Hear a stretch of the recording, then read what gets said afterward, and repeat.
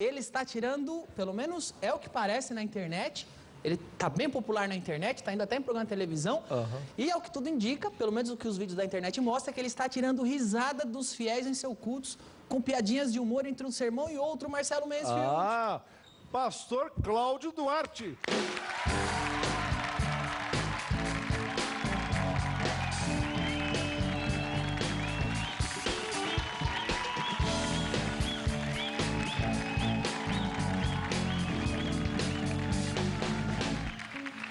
Tudo bem? Olha, não sei se o pastor reparou, mas este tema que o Traje a Rigor escolheu para sua entrada é o tema do Seinfeld. Isso. Seinfeld é um comediante que fazia muitas piadas de stand-up e tal. Ou seja, eu estou entendendo que o Traje a Rigor está comparando o senhor com um humorista. O senhor acha que o que o senhor faz na igreja é humor? O senhor é o pastor do stand-up ou não? Eu não diria o pastor do stand-up, não. Mas eu sempre admirei diversos humoristas, sempre gostei. Sou uma pessoa bem-humorada, então achei que o humor também caberia numa ministração, numa palestra, num sermão. E ele atrai mais fiel? Não vou dizer que atrai mais fiel, não. Mas deixa mais preso ao que você está dizendo? Com certeza atrai atenção. Atrai atenção. Atrai atenção, com certeza. Mas não é pecado dar risada na igreja? Porque muita gente tem essa ideia, né? Esse pastor fica fazendo a gente rir aqui, isso aí não é de Deus. É lógico que por não ser algo comum, né, vamos dizer, é algo mais ou menos que novo, trazer esse humor para o evangelho, com certeza eu enfrento diversas críticas. Tem pessoas que acham que Deus é um velhinho muito mal-humorado, né, querendo brigar com o ser humano, com o homem o tempo inteiro. E o que a Bíblia diz... Não tem humor lá, né? Que a coisa é meio chata. Exatamente, passa a ideia. Na realidade, as pessoas têm uma ideia de que se você for bem-humorado, você não é sério. E na realidade uma coisa não tem nada a ver com a outra. Você pode ser extremamente sério e muito bem-humorado. E pode ser extremamente bem-humorado também.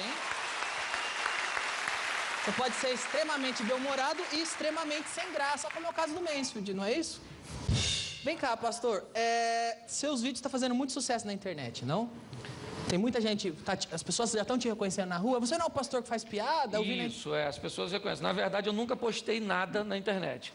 Nenhum vídeo foi postado por mim. As pessoas, às vezes, adquirem os DVDs, compram os DVDs das minhas palestras e eles, então, começam a postar esses vídeos na internet. E acontece com o pastor igual acontecia comigo, com o Mencio, de que iam assistir o nosso show e ficavam gravando no celular. Acontece deles assistirem sua pregação, ficarem gravando? Muitos dos vídeos que estão na internet... E você deixa? Não tem problema? Vídeos, eu não tenho nem como coibir isso, né? E também não é o objetivo. Agora, você se incomoda com o pessoal que tira uma piada sua de contexto e mostra só aquele trechinho gerando polêmica? Não, eu não me incomodo muito com isso, não. O que acontece é que as pessoas só estão fazendo isso. Entendi. Então, esse tipo de coisa, tirar uma piada do sermão e isolar, acaba prejudicando um pouquinho. Isso, quando... Foi exatamente o que a gente fez agora. Vamos ver um trecho só das piadas do pastor. Cadê? Essa geração não tem onde cair morto, Ana. Mulher é um artigo de luxo, camarada. Estou falando mulher, não é tribufu. Tribufu é baratinho. Ana, vai lá.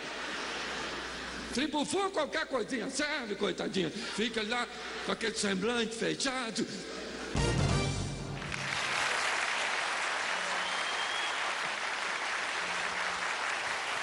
Eu acredito que isso chama um pouco a atenção, porque a Bíblia não é um livro muito engraçado. Quer dizer, no começo, até que tudo começa bem, mas no final, parece que tem um apocalipse acontecendo.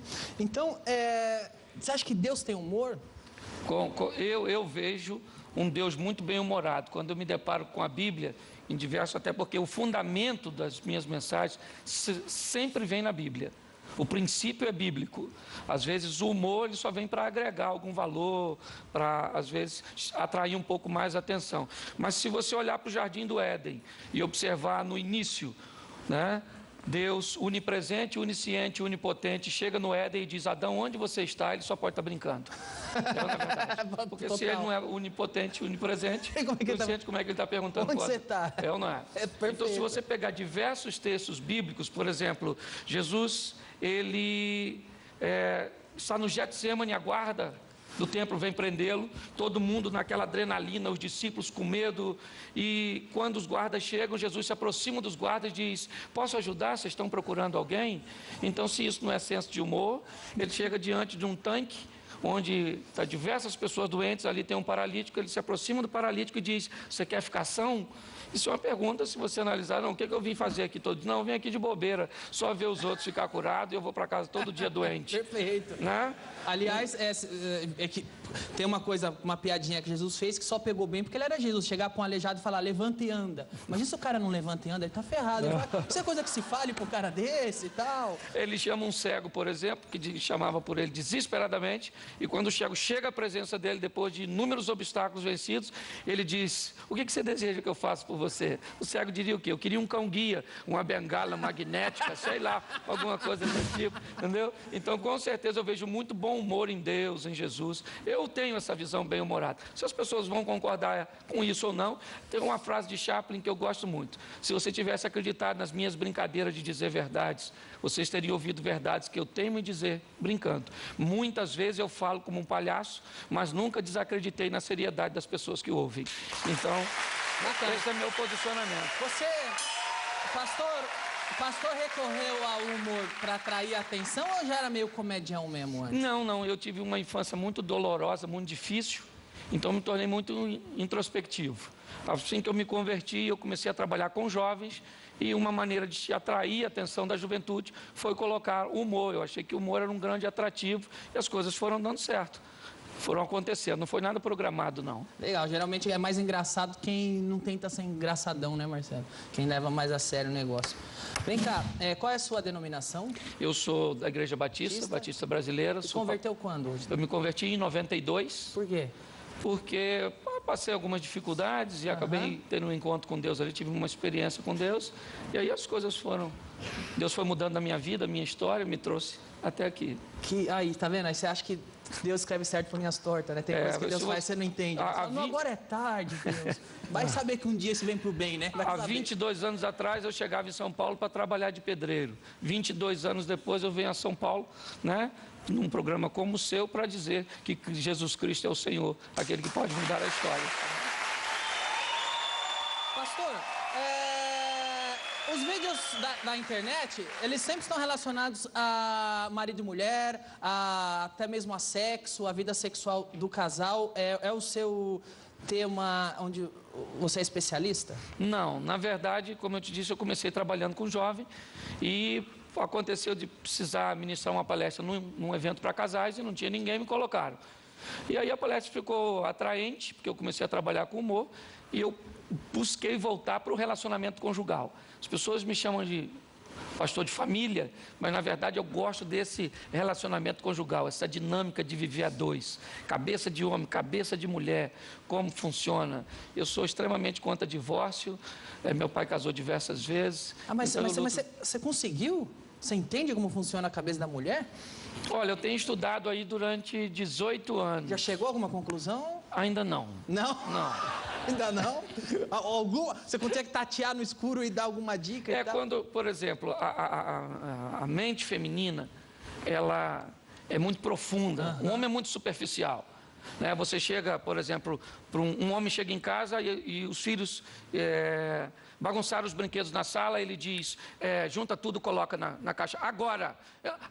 Coloca agora, a criança vai resmungando e coloca. Se é uma mulher, ela chega e diz, você quer acabar comigo? O seu pai não pode pagar uma empregada, olha como é que eu estou destruído, vocês acabaram comigo. E o filho fica olhando sem pensar assim, do que se trata, não sei do que ela está falando.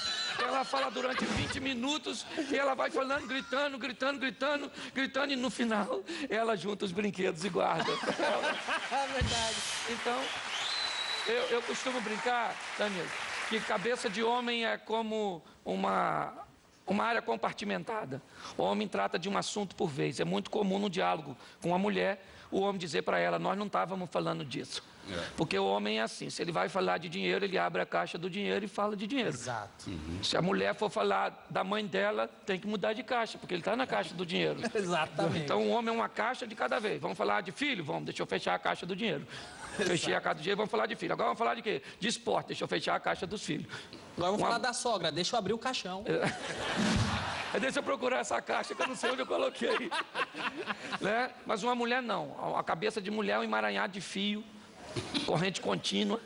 O tempo inteiro, mulher fala de tudo ao mesmo tempo. E o homem fica olhando para ela, ela diz, você não vai falar nada. Ele pensa, não sei que caixa você tá. Então, na verdade, a hora que eu conseguir achar a caixa, eu entro no assunto. E a mulherada da tua igreja, ou que assiste seus cultos, suas palestras, elas não chamam de machista, não? Pastor, você é machista? Não, até porque eu não sou machista, não. Defendo demais as mulheres.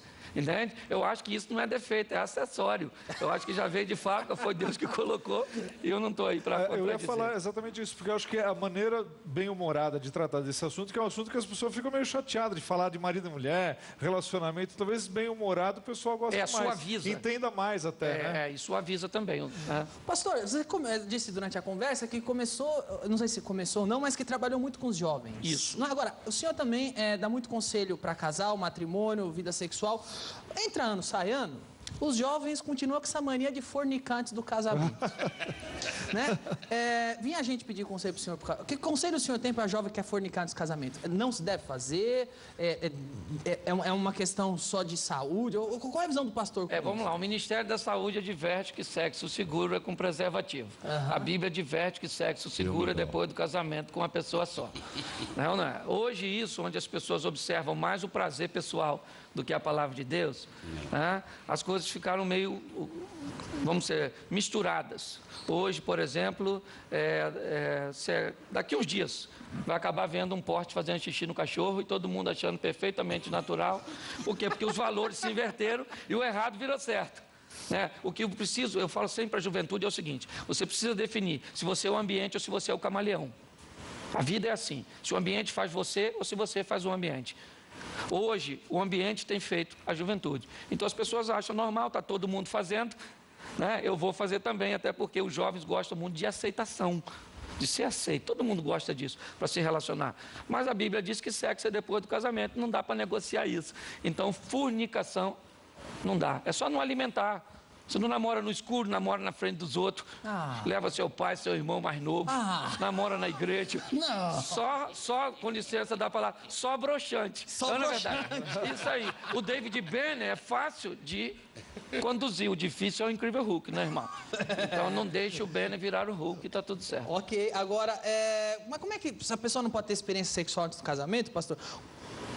Como que ela vai saber que está casando com a pessoa certa? Porque não corre risco da pessoa casar, os dois casam virgem, e depois do casamento, quando eles transam, eles falam, eu acho que eu não gostei desse seu lado.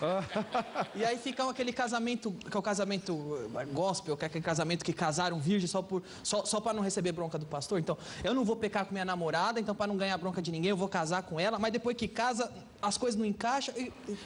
Mas não pode ser um prejuízo? A maioria das pessoas que se separam fizeram sexo antes do casamento. Quando as pessoas vêm falar, a primeira pergunta que eu faço é qual era a vida sexual de vocês? Não, nós já tínhamos uma vida. Então as pessoas, numa expressão vulgar, experimentaram antes da hora e mesmo experimentando, né, porque o grande vilão hoje não é o sexo, o grande vilão é a incompatibilidade de gênero. Entende? Esse que é o que mais separa casais hoje é a incompatibilidade. A gente não combina, não funciona, não... Entende? Mas o sexo é o terceiro. Primeiro vem a incompatibilidade de gênero, depois vem o dinheiro e depois o sexo. Então, quando o assunto é jovem, eu tenho que falar, porque não dá para eu negociar com isso, certo? Tem que aguardar até o casamento. O pastor, pelo que eu estou entendendo, o pastor então está aconselhando o Marcos Klein a, depois que casar, ter a sua primeira experiência sexual, o Klein. Ele é solteiro? Ele é solteiro e virgem. Eu sou casado, ele conhece minha mulher. Ele é solteiro. Respeita aqui, tá tendo uma entrevista lá. Corta o microfone dele, pelo amor de Deus. Corta o microfone dele. Pastor, eu sei que os jovens querem fornicar de casamento, mas eu tô vendo até que o senhor está com o livro, a gente fala dele já. Eles querem fornicar de casamento, mas o que a Bíblia, quem segue a Bíblia vai tentar fazer é não fazer isso, certo. Não é? E talvez por isso eles achem um ou outro atalho para conseguir uma coisa parecida com sexo, que talvez não seja bem sexo, e é isso que eu vou perguntar para o senhor agora através do nosso joguinho Peca ou Não Peca? Peca ou não peca? Vamos lá, pastor. Eu quero saber se peca ou não peca. Primeira dúvida, a pessoa que antes do casamento canta no karaokê. Ela peca ou não peca? Peca. Peca. Peca. Não pode cantar com o microfone. Não pode. Não pode cantar, peca. E depois de casado? Eu prefiro não responder. Tá, ok. Quem joga um dadinho, peca ou não peca? Antes do casamento? Antes do casamento. Peca. Peca. Peca. Não pode nem jogar um dadinho antes do casamento. Depende de onde caiu o número, é perigoso demais, então é melhor não brincar com dado. A que distância se deve ficar do abismo? Quanto mais longe, melhor. Quem faz 3-0, peca ou não peca? Peca. Peca, eu até já falei isso, porque ninguém é capaz de fazer isso pensando num pé de couve. É ou não é verdade? Ok. Ou você tem que imaginar alguém para pensar. Ok. Eu não sei como falar isso, pastor. Pode ficar à vontade que eu respondo. Transar na bunda, peca ou não peca? Peca. Peca? Peca. Mesmo casado? Mesmo casado. Ok. O Márcio Ribeiro, um comediante amigo nosso, faleceu esse ano, pouco antes de falecer, esteve no programa e ensinou o público do programa a fazer um brinquedinho. Eu vou mostrar o brinquedinho que ele ensinou a fazer e depois você me diz se quem usar o brinquedinho peca ou não pega. Vamos lá? Peca ou não peca? Nós vamos fazer uma experiência agora para pessoas grandinhas. Você pega uma lata de cerveja, você põe... Uma esponja. Uma esponja. Que legal. Isso aqui vai ficar assim. Com a boca melhor, né? Que é isso, tio Márcio? Qual é o nome? Vamos lá, o nosso amigo Márcio Ribeiro ensinou a fazer aquele brinquedinho. Pastor Cláudio, brincar com aquilo, peca ou não peca? Com certeza peca. Peca também. Peca. Mas não é um ser humano, é uma lata, mesmo assim? O problema é o seguinte, é a mente da pessoa. Hoje, por exemplo, essa sensualidade está bombardeando todo mundo. Então está tudo precoce demais. Hoje fica grávida uma adolescente por minuto no Brasil. Grande parte delas, né, são mães solteiras, até porque adolescentes, o garoto que engravidou não tem condições de manter. Então, olha para onde a sociedade está caminhando. Então, o que a gente busca é trazer um equilíbrio sexual. Hoje vai vender sapato para uma mulher pelada, perfume para uma mulher pelada. Você abre uma revista, uma mulher pelada. Você vai ler a Bíblia online, de repente aparece lá a foto de uma mulher pelada. Ainda escrito, clique aqui. Não é verdade? Não eu imagino uma pessoa casada que sai na rua, outdoor, mulher pelada, não? Pega o ônibus, cartaz de mulher pelada, né? Tá no ponto de ônibus, cartaz de mulher, chega em casa, fala agora pra mulher e fala, amor, vou dar um rolê na rua de novo. Você me falou que tem homem fruta, mulher fruta, é homem banana e mulher abacaxi? Foi uma mensagem que eu fiz sobre homem banana, mulher abacaxi. O que seria isso? Foi uma passagem bíblica que eu peguei um homem banana, um homem que a mulher mandava nele, um homem tá igual o mico leão dourado, para ver só em cativeiro. É uma espécie em extinção, daqui um dia vamos chegar aí no museu alguém vai falar aquilo ali é um tiranossauro rex e logo depois vai ter um homem em pé porque está difícil de ver homem, não é? Então eu simplesmente fiz uma analogia dos homens bananas, que não tomam decisões, que não tomam atitude, que deixaram as coisas se inverterem, e mulheres difíceis de descascar, mulheres ruins. A Bíblia diz que tem ocasião que é melhor você morar no deserto do que com determinadas mulheres. Foi uma brincadeira, uma analogia que eu fiz, né, dessas duas frutas com comportamento feminino e masculino. O senhor disse no início da entrevista que acha que a mulher pensa assim porque foi Deus que fez e tal, e que é um acessório. Mas por que hoje o sábio é casar tendo uma certa estabilidade, não é? Certo. E isso às vezes acontece depois dos 20 e tantos anos. Mas então por que o jovem com 18 anos já tem a vontade louca de transar com e mas isso é vice-versa? fisiológico, né? Mas não foi Deus que fez também essa vontade da gente? Lógico, mas a vontade é sadia. O problema é o seguinte, é que economicamente, como você falou, o camarada não tem nem como se manter, certo? Uma mulher bonita custa caro. Uma mulher legal, você precisa. Se você vai casar, o relacionamento a 2 já é difícil. Imagine a 10. Você vai casar para morar na casa dos outros. Pensa, vai fazer sexo como? Sai do banheiro igual um bandido. Abre a porta, não pode ter nenhuma sonoplastia no ato sexual, senão vai acordar os outros. Então, Eu sei do que você está falando, pastor, porque eu cresci num quarto e sala em Santo André. Então, não é só questão de pecado, não. É uma questão de estrutura, realmente. Só que hoje é o que eu estou te dizendo. Hoje uma garota que era para estar brincando de boneca, está com a criança no colo. Isso não é um princípio bíblico apenas, não. Isso é uma questão moral. Uma questão, ele não tem condições, não tem. Estou vendo o livro na mão do pastor, eu falei que ia falar dele. Sexualidade, muito obrigado, sem censura. Sem censura mesmo? Porque eu estou vendo que tudo que eu quis perguntar, o pastor me deixou bem à vontade para perguntar da forma que eu quisesse para o pastor, e o pastor respondeu o que acontece é o seguinte, esse livro saiu há cerca de 1 ano e meio, 2, com o objetivo de trazer uma qualidade de vida sexual melhor para o cristão, certo? Mostrar um pouco para eles o que se pode fazer, o que não pode, o que a Bíblia recomenda, porque algumas pessoas vão para púlpitos para falar de suas preferências sexuais e não para falar o que a Bíblia diz. Hoje tem muita gente decepcionada com o Evangelho, tem muita gente que acabou morrendo na fé. Por quê? Porque se decepcionou com líderes que estavam construindo um reino para si e não trabalhando para o reino de Deus. Então foi Deus que criou, eu peguei alguns versículos, algumas coisas, algumas pessoas auxiliaram e fizemos esse trabalho que acabou ajudando muita gente. De tudo aquilo que eu falo, com todas as brincadeiras, Danilo, nunca eu encontrei ninguém que disse uma de suas palestras, uma de suas recomendações acabaram com o meu casamento. Tudo que eu ouço o meu casamento mudou, a minha história mudou, a minha vida sexual mudou. Então o objetivo é trazer benefício para o povo. Agora, pastor, tem uma pergunta de sexualidade sem censura aqui para fazer. O que seria o adultério? O adultério seria eu trair minha esposa com outra mulher. Mas se eu sou casado e eu e minha mulher diz, não, você pode, vamos nós dois no swing, os dois, eu dei o consentimento para minha mulher ir no swing comigo, me trair, e ela permitiu que eu traísse ela, e eu permiti que ela me traísse. Ainda assim, adultério isso? O que acontece é o seguinte, a Bíblia diz que a única nudez que eu posso ter acesso é da minha mulher, e não interessa se ela consente ou não, porque ela não tem autoridade máxima sobre mim. A maior autoridade sobre a minha vida é Deus e não minha esposa. Então eu acho que isso é uma coisa que deveria ser conversada previamente. Por isso que eu acho que a coisa mais importante no relacionamento, mais do que o sexo, é o diálogo. O Danilo ficar olhando, por exemplo, a minha revista, acho que não. Olha, não deixe os jovens da sua igreja ver isso, tá, pastor? Isso aqui é horrível, tá bom? Pastor, agora, você tem um conselho para lidar com TPM? Rapaz, TPM é um negócio complicado. Eu daria um versículo bíblico para TPM. Fugir da aparência do mal.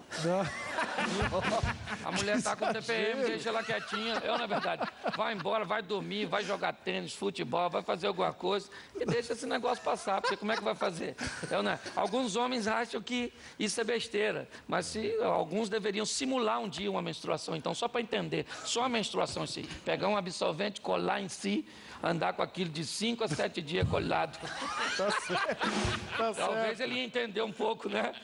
Que isso se dá, e ainda se dá o luxo de não poder usar um OB.